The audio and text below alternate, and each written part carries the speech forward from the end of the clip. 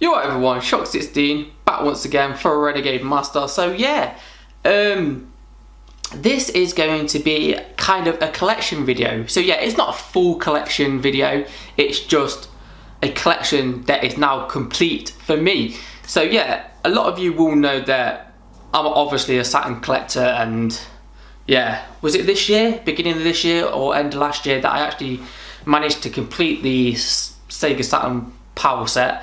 And yes, there will be a video. I know I've been saying this for absolutely years, but yes, there will be a video covering that complete collection soon.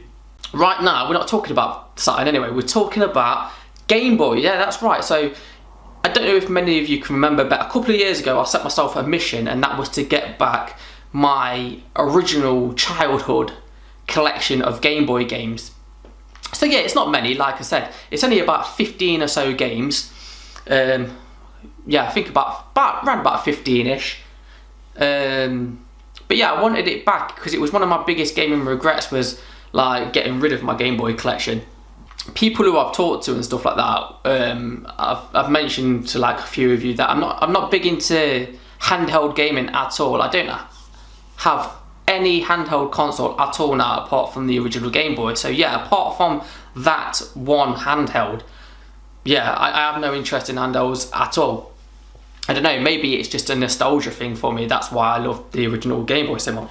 But yeah, I did complete it. I've now got everything that I had as a kid in my original collection, and now have back, bar one game and bar one accessory, but I'll explain why I haven't bought them two things back as we go along through the video. So yeah, I thought I'd just show you all the games and everything that I've got in my collection now, just go through the collection and maybe tell you, I don't know, a little story or anecdote of how I come to get those games back in the day and what those games mean to me. So yeah, hopefully you'll enjoy this video. Hopefully it's not going to go on for absolute fucking hours.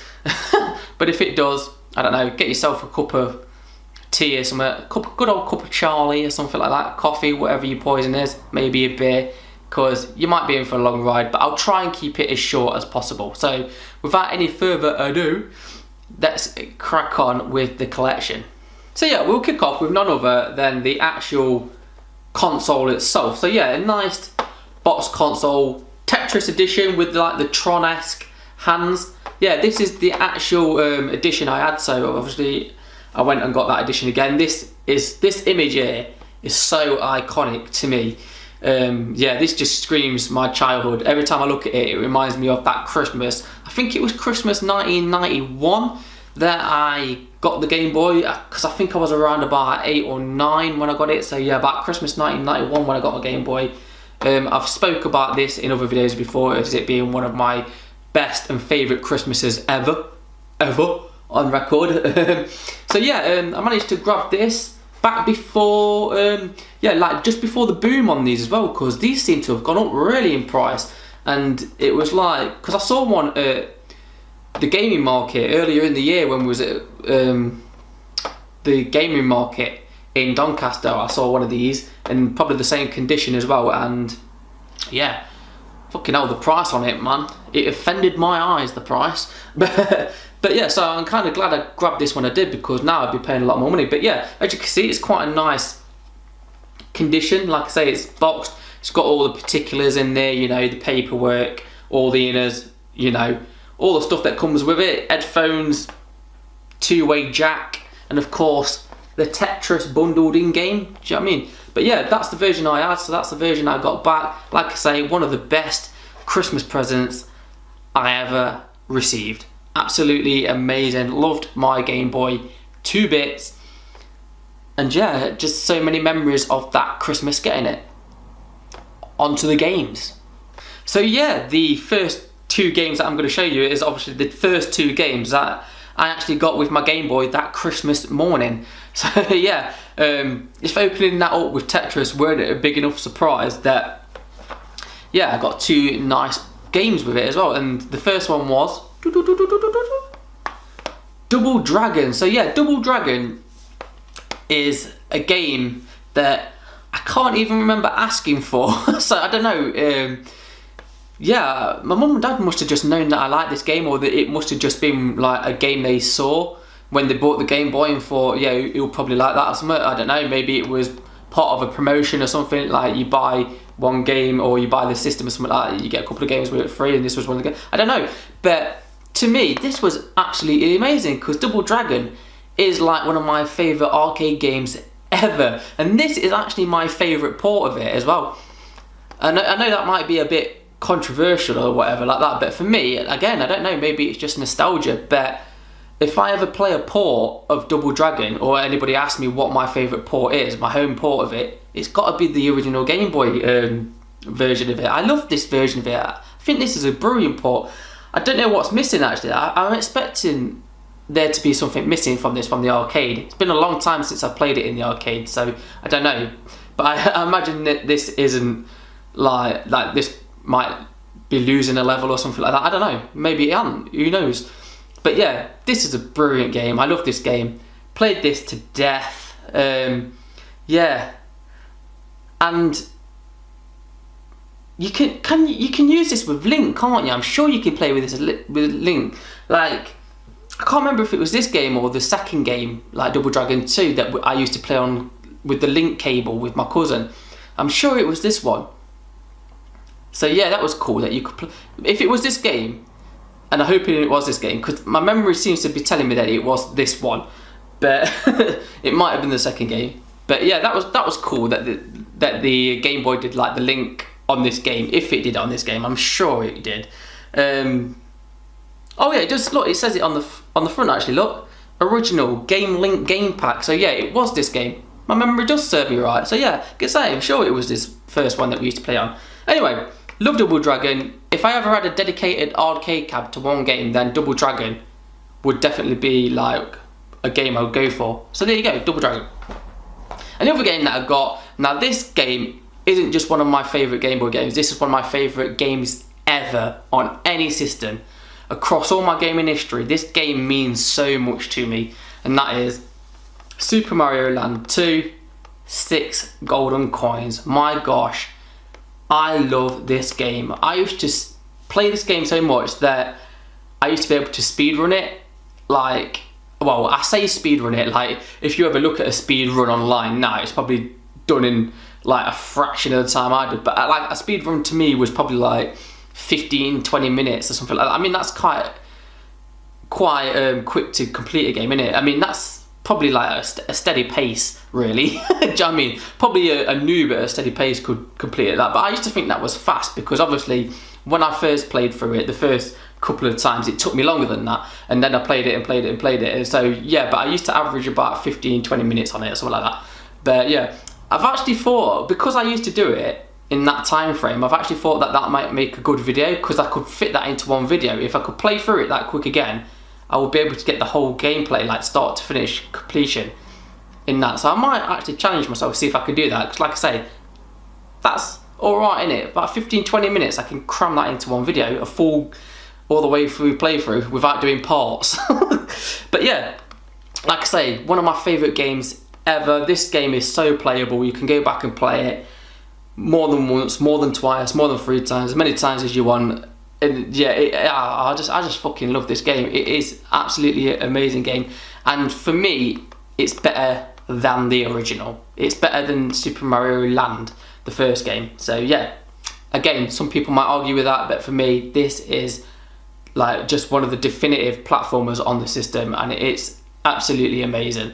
But yeah, speaking of the original Mario Land, that of course was one of the first games. Well, it was. I think this was the actual first game I bought after the original like Christmas presents. I believe that this was the next game I got. So yeah, if I remember rightly, I think I just bought this with a bit of pocket money. I want to say pocket money, but I'm not sure if I actually got pocket money at that age. Like I said, I was only about 9 or 10, so I don't know. It was probably a purchase that my mum and dad just bought me. But if I remember rightly, it was cheap, because obviously the second game was out by then. So this might have been like a budget title or something back then. Do you know what I mean? It might have been like on a sale or something. But yeah, if I remember rightly, this was like the first, or at least one of the first games I got after those original games that I got for Christmas. But yeah, it's Super Mario Land. I know Like I said, that I think the second one's better. I'll always think that, you can't change my mind, but yeah, Super Mario Land is still a great game. This is another one of those games though that you can play through really fast, and you could probably do this one faster than Golden Coins. But yeah, like I said, it's a great platformer game. I mean, many Game Boy enthusiasts will tell you that this is a great game and you should listen to them, because they're not lying. It is a great game. So yeah, can't leave it out, can you? And I didn't. It's one of my originals, so I bought it back. Right, so next up is none other than WWF Superstars. So yeah, I was a massive wrestling fan back in the day as a kid. WWF, kind of lost interest in it when it changed over to WWE. That's kind of when I lost interest in it. I don't know, I was kind of at that age as well when I was kind of growing out of wrestling. I'm not saying it's a childish thing, you know, if you like wrestling, you like wrestling. If you don't, you don't. But yeah, I kind of lost interest in it at a certain age and never really got back into it. So it is what it is. But yeah, I loved it back in the day. And this has got like all the wrestlers that I remember, you know, like Hulk Hogan, Ultimate Warrior, $1 Million Man, Mr. Perfect, and Macho King Randy Savage, or Macho Man as I knew him. So yeah. But yeah, WWF Superstars, this is a game that you can complete in about 5 minutes. I shit you not, this game is so quick. If you know the trick to beat this game, you can beat it in 5 minutes. It's piss easy. You can basically, there's a move in it which is a cheat move and you can spam it.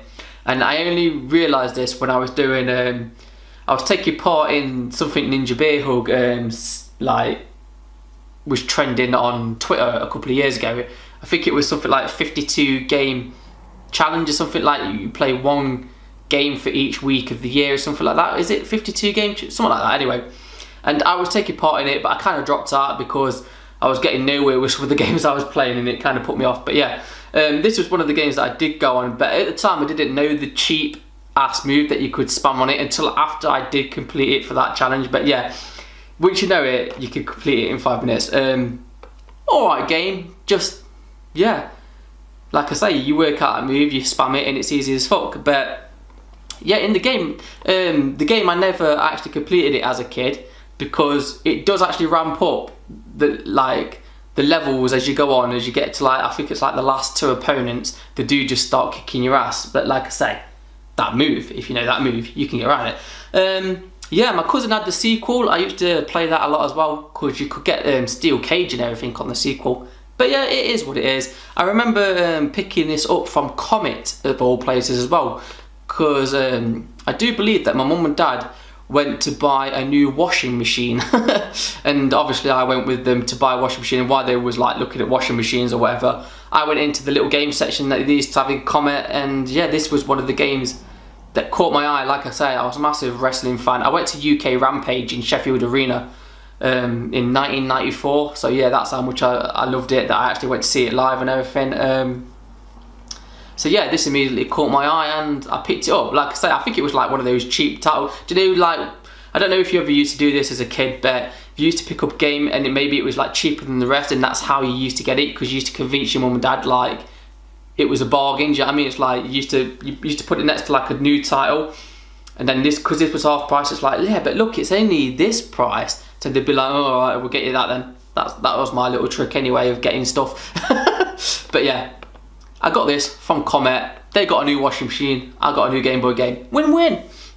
Next we have Kung Fu Master. I absolutely love this game. This was actually another game that I completed in that 52 game challenge or whatever it was called as well. But yeah, Kung Fu Master, I love this game.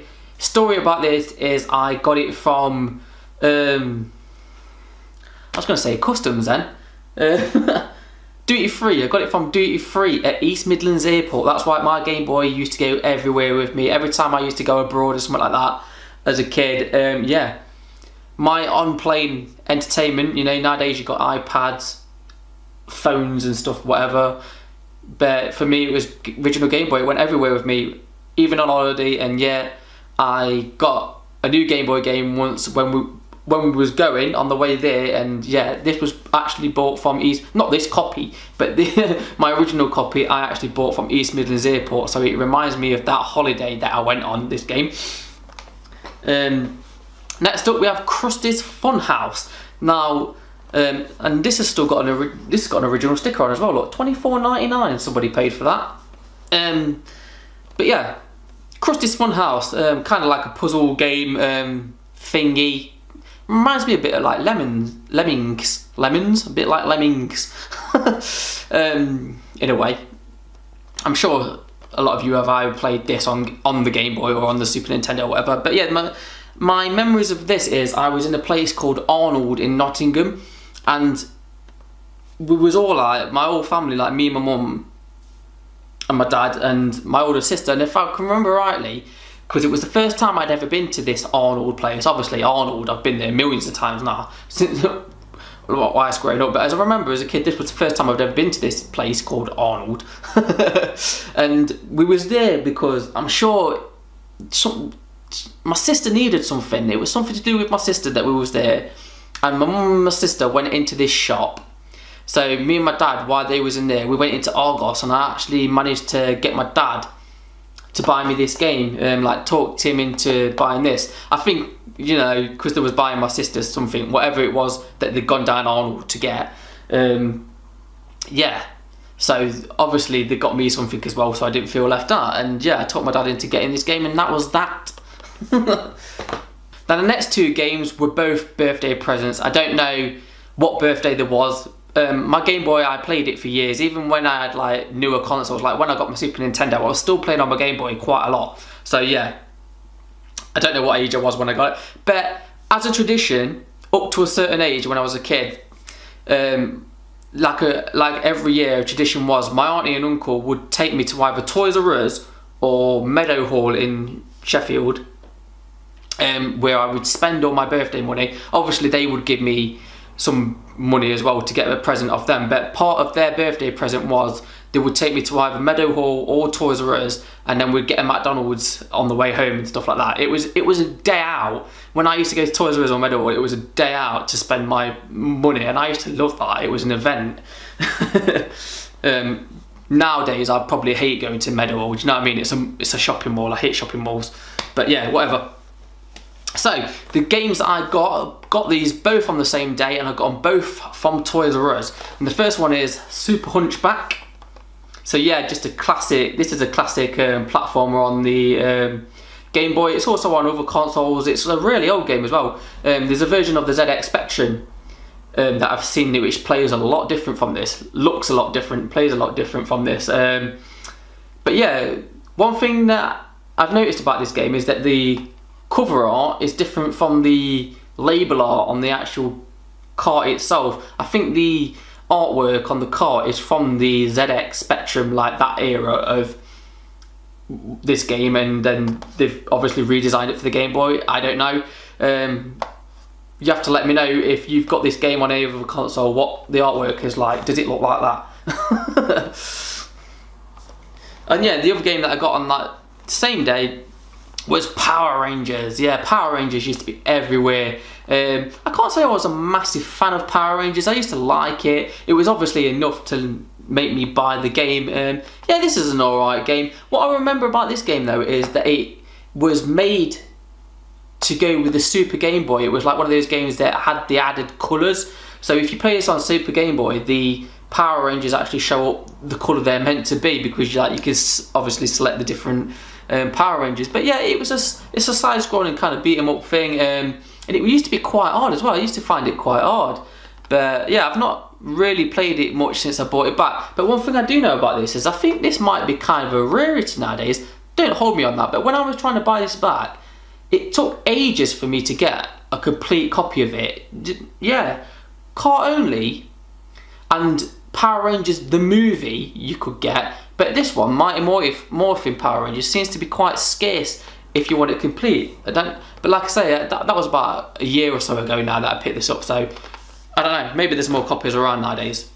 So now the next two games I'm going to show you are actually import games. Yeah, if you don't know that the Game Boy is region free, so it don't really matter where you buy your games from. But yeah, These are import games, but obviously I didn't know that as a kid. It was only like as I grew up, and of course now being a game collector, that I knew that these are imports, because obviously, especially when I had to buy them back, I was thinking, why is the cover art different and stuff like that? That's not how I remember it, but this is why. It's because I had imports as a kid, and I'll tell you how I acquired them. So the first one is Teenage Mutant Ninja Turtles Fall of the Foot Clan. So yeah, this is side-scrolling beat 'em up. Yeah, I was really interested in this because I was a huge Ninja Turtles fan, and yeah, I was a fan of Turtles in Time on the SNES. So, you know, Game Boy, I can have a handheld version of Teenage Mutant Ninja Turtles. Do you know what I mean? Anything with turtles on it was a seller to me.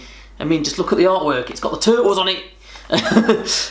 But yeah, so yeah, this is the NTSC version of it. So yeah, the American version of it. You can tell that because it says Ultra Games at the top there. Let me see if I can get that on camera. Is that going to focus? So yeah, Ultra Games at the top. Whereas I believe that the PAL version and European versions was actually by Konami instead. So yeah, but that's the version I had.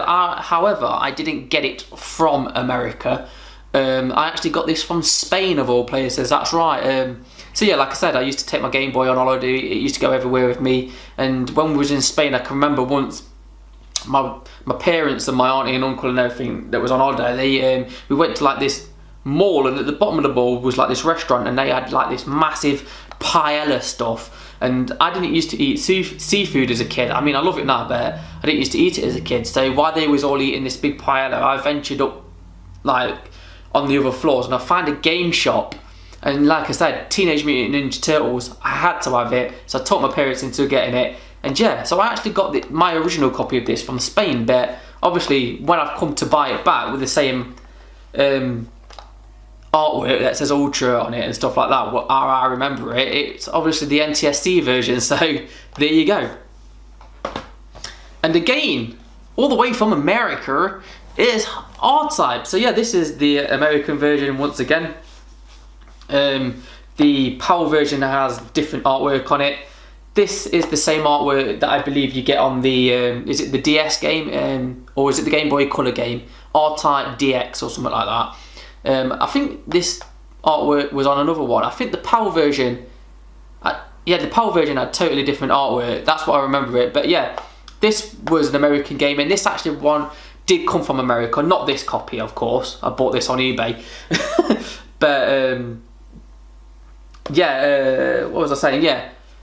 My original copy did come from America. My friend went to America on holiday, and he bought me a present back, and he bought me R-Type. So yeah, that was cool. That was just a cool little surprise. Obviously, do you know what I mean? I don't know if you used to do it when you was young. When you used to go on holiday, you used to buy like your friends. Somebody used to bring them something back. I mean, I used to just buy like a packet of sweets or something, like, you know what I mean, like some Spanish sweets or something like that. And yeah, my mate went to America and he got me a Game Boy game, an R-Type. So yeah, cool as. Now the next game is probably my second favourite game on the Game Boy, and that is none other than Wario Land. So yeah, this is Super Mario Land 3. It actually does say Wario Land, Super Mario Land 3. So yeah, the third installment of like the Super Mario franchise on the original Game Boy, but you get to play as the bad guy from the last game. What? So yeah, I knew this was coming out, obviously when it was advertised and stuff, when it was coming out, so I had to have it, because, you know, a fan of Six Golden, like I say, Six Golden Coins is one of my favourite games of all time, not just on the Game Boy. And yeah, I also love the original, so I had to get the third. Like I say, you actually got to play as Wario this time. And yeah, this game is great fun. Honestly, yeah, I still think Six Golden Coins is the better game, but this is so much fun. And the ending you get as well depends on how well you do through the course of the game, like on how many coins, like money and stuff you get, and which I didn't know at the start. So I think the first time I played through it, I didn't have that much money, and then I realised that you get something better at the end if you get more money. So obviously that makes you play through it again. Like if you don't have enough money to get the top thing at the end on your first playthrough, then at least it gives you an incentive to go back through and play it at least one more time to get to see what you do get at the end if you have more money and stuff like that. So yeah, depending on how you do through the game, you get a different ending. So I thought that was cool as well. But yeah, just as fun as the first 2 games. Yeah, just classic. And I actually got this for Christmas. Like I said, it was a game that I knew was coming out. I asked for it at Christmas, and yeah, this was a nice Christmas gift that I got. So now it is a platformer game that I used to it used to kick my arse back in the day, and I set this game to Ninja Bear Hug to complete as part of that 52 game challenge thing that he did, and he just aced it. You know what he's like with games. Do you know what I mean? He's brilliant at games, so he beasted this. But yeah, this game always gave me problems as a kid. I found it tricky, and that is Taz-Mania. Yeah, I think in America as well, if you buy this in America, this is actually Taz-Mania 2, because I think they had another game before this or something like that. I think that's how the story goes. But yeah, over here, this was like the first Taz-Mania game or something. But yeah, I don't know if you can see that at the top here. It says it comes with a free poster. So yeah, this copy didn't actually have it's complete except for the poster. But the poster is just of the artwork on the cover. But it doesn't bother me because I still have the poster from my original copy in my parents' loft. So yeah, I'm not too bothered about that because I do have the poster, so it didn't bother me too much. But yeah, this is a game that I just bought with pocket money back in the day. Yeah, it wasn't a special occasion or anything like that. It was just one that I probably saw on sale or something in Virgin Megastore or one of those kind of places, and I picked it up. But yeah, there you go, Taz-Mania. So now a game that I got for another birthday. So I know that this came from Toys R Us yet again, and that was Batman Return of Joker. Another game that I used to find tricky as hell. In fact, I think this game gets slated for its controls, and a lot of people don't like it because of that. And yeah, but I think if you get the hang of the controls, that it becomes quite an enjoyable game. It is quite a tricky game. Like the last couple of levels will catch you out, and it can be a bit of a bitch to complete. I did eventually get through to the end and complete it, but I think I've only done it like once or twice. But yeah, it's one of those games that I don't think gets a lot of love, but I quite like it. I thought it was a good one, and yeah, like I say, I got this for my birthday, a Toys R Us pickup. So then the next game is Wario Blast. So yeah, this is basically just Bomberman with Wario. In fact, yeah, it does look, it says featuring Bomberman on the cover. You actually can play as Bomberman if you want to play as Bomberman. But yeah, it's Bomberman with Wario, yeah. But Bomberman games are great. I love Bomberman games. You might not, but I love yeah, Bomberman games. Such simple games, great gameplay, great fun, quite addictive as well when you get into them. So yeah, it's Wario, it's Bomberman, as I've already said. This game though that I remember is a game that I got on a sick day. I was off school, I was sick, and I was just feeling crap. I must have been off for like 2 or 3 days, and I can remember my mum buying me this game. We went somewhere shopping. I can't remember where it was though. I can't remember what store it came from. But I can remember my mum buying me this to cheer me up because like I was ill. I was not happy at all. Do you know what I mean? I was a kid. I was sick. So I was probably like, I don't know. It was more exaggerated sickness. It probably just like just a tummy bug or something like that. I don't know. I can't remember. But I distinctively remember being off school and my mum buying it to cheer me up basically because I was poorly. Oh, isn't that nice? But yeah, Wario Blast. So yeah, the last game. So if you remember at the start of the vid, I said that there was 2 things that I haven't bought back. One was a game and one's an accessory, and the game that I didn't buy back was Mortal Kombat. I used to have Mortal Kombat. I'm a huge fan of Mortal Kombat. And I bought it on the Game Boy and I hate it. I hate everything about that port. The Mortal Kombat port on the Game Boy is horrendous. Again, you might have played it, you might have enjoyed it or whatever, but I hate that game. It was one of those games that I bought because I just loved the franchise basically. Because I played it on other systems, I basically just bought it because it was Mortal Kombat. But when I bought it, I played it and I hated it. And I can remember wanting to take it back when I actually bought it as a kid, but I actually, like, I kept it, do you know what I mean? But whatever, I didn't want to buy it back. So instead, I replaced it with this game, which is a game that I always wanted. This is a game that I actually asked for as a kid and I never got. This is probably like the only game I've ever asked for and didn't get. So that was Kirbys Dreamland. So yeah, I don't know why I didn't get this, because like I say, I didn't really have parents that would say, I mean, they would say no, they weren't like made of money or like that, do you know what I mean?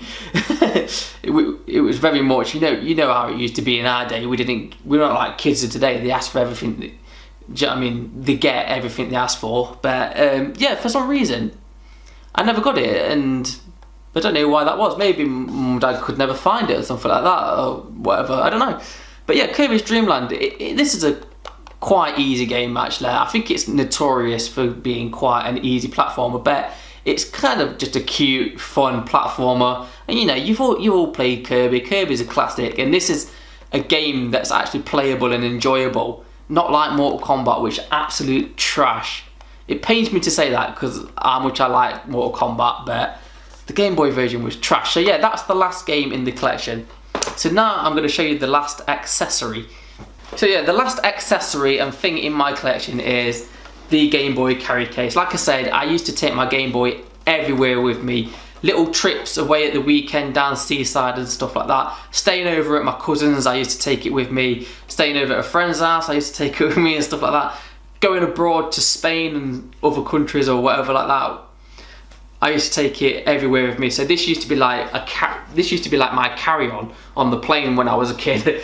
But yeah, I love this game. It's like a hard plastic case, carries 8 games, carries your link cable, your headphones, obviously your Game Boy itself, and well, so, oh yeah, it carries batteries, like extra batteries and stuff in it as well. So yeah, absolutely amazing. I actually, like, this was like one of the first pickups I ever picked up.